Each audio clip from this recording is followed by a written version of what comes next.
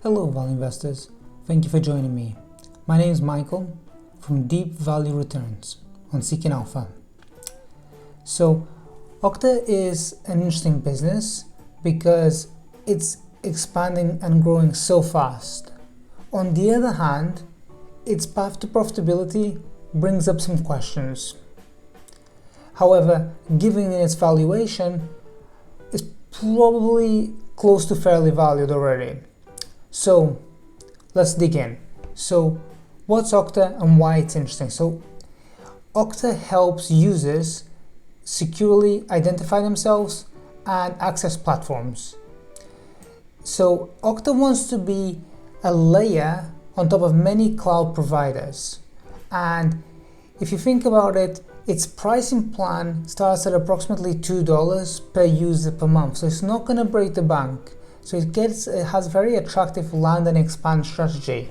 If you think about users working remotely from anywhere, accessing from their phone, from their laptops, systems being able to access different systems, so the Internet of Things. So there's just so much need to access data securely in a zero trust environment. So it just has an explosive tailwind to its back.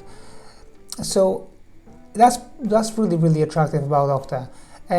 They're fairly acquisitive, and their growth rates was slowing down, but then they made this acquisition, I'm not sure how to pronounce this, of Auth0, that really just added on some inorganic growth to the company, and you can see that it's growing again in the high 40% year over year.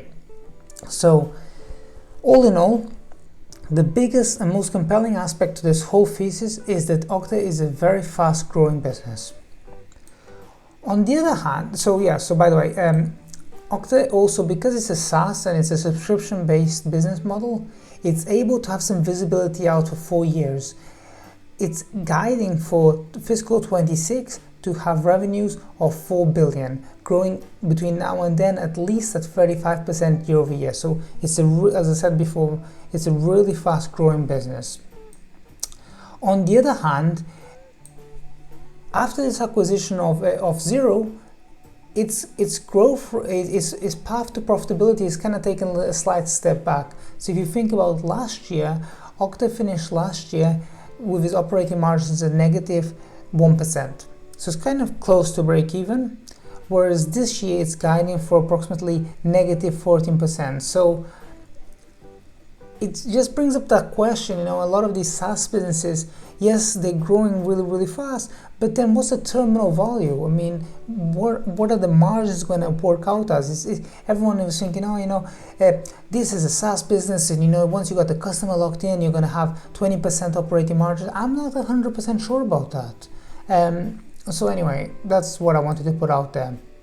The other thing is, there's a discrepancy between how Okta sees its free cash flow margins and it's actually a non-GAAP operating margin. So if you remember, non-GAAP operating margins means that they're adding back stock-based compensation and all that other stuff like amortization and everything that they want to add back, they're adding back, right? So even in that case, Okta is saying, okay, for fiscal 22, which is right now, we're going to be at negative 14%. But its free cash flow margins are quite high. And the reason for that is that it adds back the deferred revenues. So deferred revenues is what Okta gets paid upfront in cash for for services that it will recognize over time. So over the next several periods, it's going to be recognizing that cash. So it's kind of pulling forward some of that revenue, and that's why its free cash flow margins are approximately 20%, but then its operating margins actually are much lower. And if you actually look at the GAAP operating margins, it's just a whole different story altogether.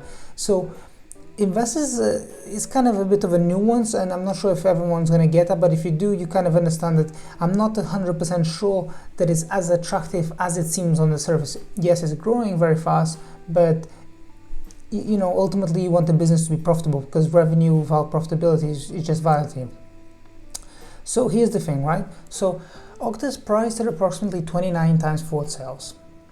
A similar company in this space. I know that many people say, oh, DocuSign has absolutely nothing to do with Okta. Yes, but they're both part of the life cycle of documents. You know, it's kind of, they're both trying to be primary cloud suits. So yes and no. Any case, DocuSign is growing reasonably the same rate as Okta. Its path to profitability is much better. It's already on a non-GAAP basis. You can already eye up as a reasonable path to profitability, and it's priced at 26 times forward sales rather than Okta's 29 times forward sales. So on the other hand, Okta is not an outlier. There are many companies in this space, not many, there's a few names in this space that are kind of at the high end of that valuation. So with all kind of the path to profitability, I'm just kind of wondering, is it really worthwhile paying such a high premium? It's difficult to find a case where Okta is already not pricing in several years of flawless execution. So in any case, hope you found this video useful. Don't forget to check out my marketplace. It's called Deep Value Returns. I'll tell you the stocks I own and why. Welcome to do a totally free trial to see if it suits you.